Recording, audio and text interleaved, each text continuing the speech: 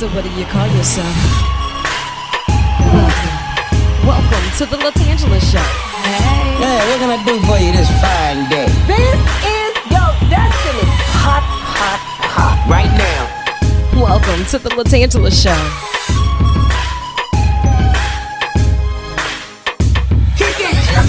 Come on in and enjoy yourself. Right now. We gon' party like no one else. Welcome to the LaTangela Show.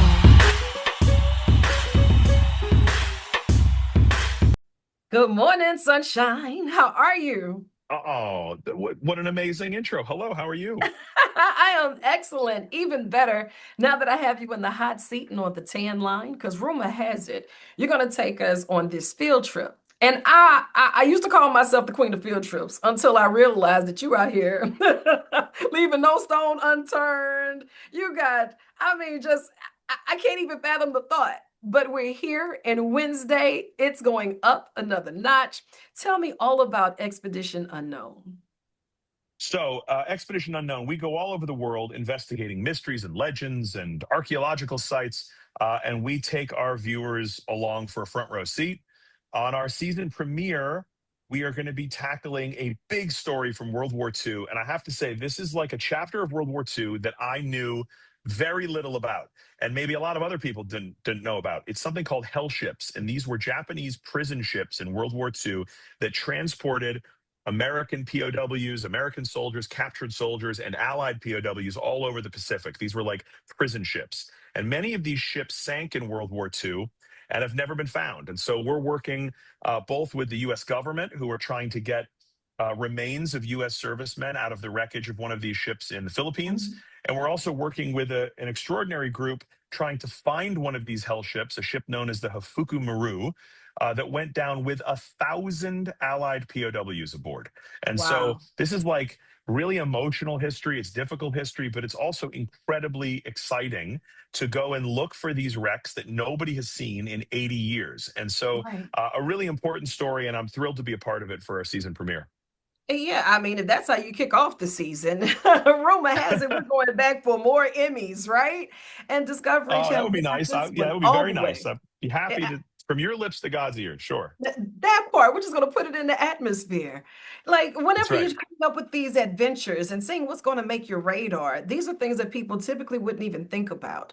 And with so many of these just laying around, that's a scavenger hunt in itself. How do you and your team decide which you're going to tackle for the season?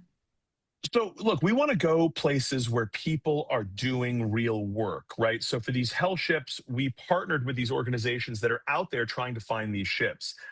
We're doing a show on some lost pirate ships off the coast of Jamaica because there's this great young archaeologist who's out there trying to document this lost pirate fleet.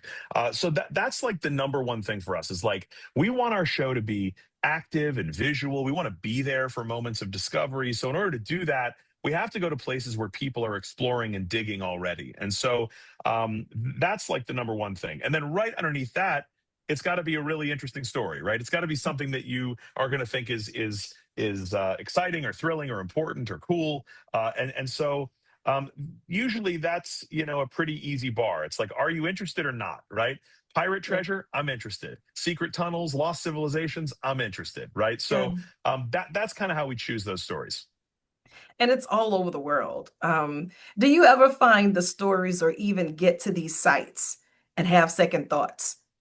I mean, look, there are things on the show that are dangerous, that are uncontrolled. I mean, we dangle off a rope sometimes. We go scuba diving in some very tight quarters with bad visibility. So there are times where it can get hairy. I mean, we did a show last year where we did some diving in a flooded pyramid in Sudan with zero visibility. And I can remember putting my equipment on and thinking, what if I just went home right now? What if maybe I could just catch that last flight out of the airport? And but that's part of the territory, So sometimes it does get hairy, and people sometimes say, "Oh, do you ever get nervous?" And it's like, sure, I get nervous all the time. I mean, some of this stuff is nerve-wracking, but it's also exciting, right? And sometimes things that are a little scary or things that are unknown, that's when amazing things happen, Absolutely. Have you ever had that aha moment that let you know that you're on the right path and that this show is finally bringing it all together for you, not just the viewers, but for you, bringing that vision there to say, we want to really bring it to home. Oh, I think the aha moment for me is, I'm lucky enough I do a bunch of speaking tours throughout the year when I'm not making the show. And when I see parents who come to hear me speak with their kids and their kids are wearing adventure hats, or the parents tell me that the kids, want a metal detector and they're going out in the woods, like that's a huge moment for me of like, okay, this show is having an impact because look, it's really tough right now because there's so much media, there's so much screen time for kids, and we Mhm. all know that, you know, look, these screens are magical and the information age is amazing, but you got to balance it out by getting outdoors and being a kid and exploring and having your imagination kick in. And so whenever I see that that's happening, I feel like that's a big aha moment for me that we're on the right track.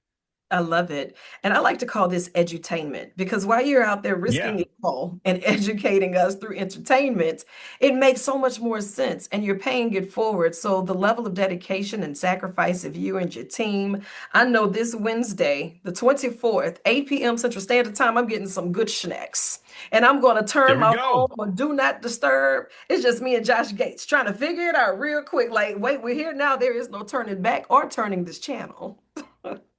Oh my God, you're amazing. Can I hire you full time to just hype Let's this go. show? You're Let's incredible. go. I'm here to Thank you. carry your bags, any artifacts, whatever you need. As a matter of I fact, appreciate it. Louisiana surely has to have some adventure here for you. So get here soon. If you can't find I adventure will. I in mean, it's a place Louisiana, what are filled you with doing with adventure. your life?